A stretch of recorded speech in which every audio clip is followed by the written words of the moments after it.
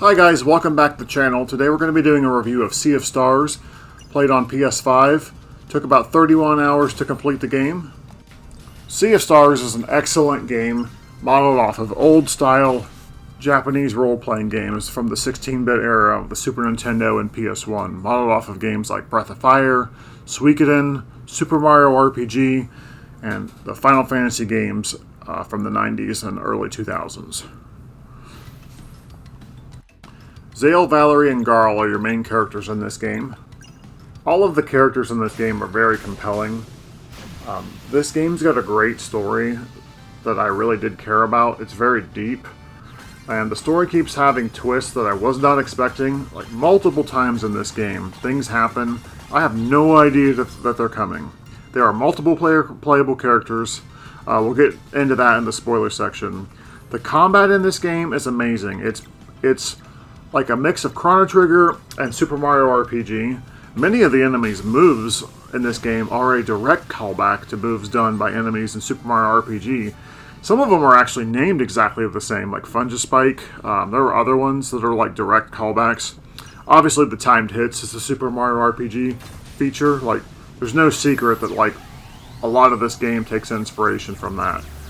The music in this game is amazing, especially Garl's theme. He's probably got the best sound in the game. Like, what's the word? Not sound, but soundtrack. The animated cutscenes in this game are amazing, and there are quite a few of those. The game doesn't have voice acting, but that doesn't matter. Like, it still keeps you compelled. Games back in the day didn't have voice acting, and you didn't need voice acting. Now, Sea of Stars does have a few issues. One being it starts very slow. There's no proper fast travel, which causes a lot of backtracking later in the game during the later game side quests. Lack of money being earned during combat. That was kind of annoying. You have to really resort to selling things that you pick up in order to buy things from vendors. I wasn't crazy about the slower leveling during the earlier parts of the game, because you really don't have an ability to grind for more XP. You can grind, but it doesn't work in the way that, like, you know, games like this would let you grind in the past. And when it comes to those side quests, it really would have been nice if there was some way for a log or a journal to tell you like what you're missing. Like, I finished the game, but it would have been nice to know, outside of the chronophage, which is a late game thing, you know, what side quests weren't done. So now let's get into spoilers.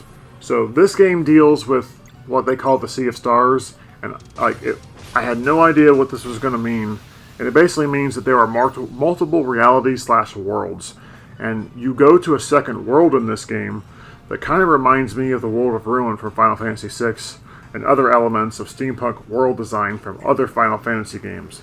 I was expecting the second universe to be a carbon copy of the first, with the same characters, albeit just in a different situation. Kind of like what you see in Marvel situations.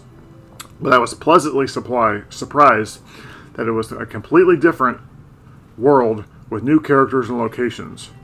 Now, the biggest thing, and it just hits you right in the gut with this game, is about 2/3 of the way, maybe halfway through the game, when your party member Garl, and he is the best friend of the two main characters, Zael and Valerie, dies. Basically sacrifices himself. And that is a callback to earlier in the game when he gets injured and loses his eye. And in the beginning of the game that happens, the foreshadowing for that to happen again, for him to die, it's just absolutely crazy, and I commend the developers for just the awesome storytelling. And then on top of that, this game has a secondary true ending that you unlock once you have beaten the game. You then go back and you can save Garl, but you have to have completed all 6 of the main side quests. You're able to then save him. He swaps places with one of the other characters in the game. And you save him, you go back to the final boss, which is the Fleshmancer. You're able to fight him, beat him, because Garl calls him out, and you fight him instead of your former mentor. And that is the true ending for the game. So if you enjoyed this review, please like, share, and subscribe. I've done other reviews, and we do unboxings and other kinds of content like trailer breakdowns and reactions. Again, like, share, and subscribe, and I'll see you next time. Thank you, and enjoy some more footage from the game.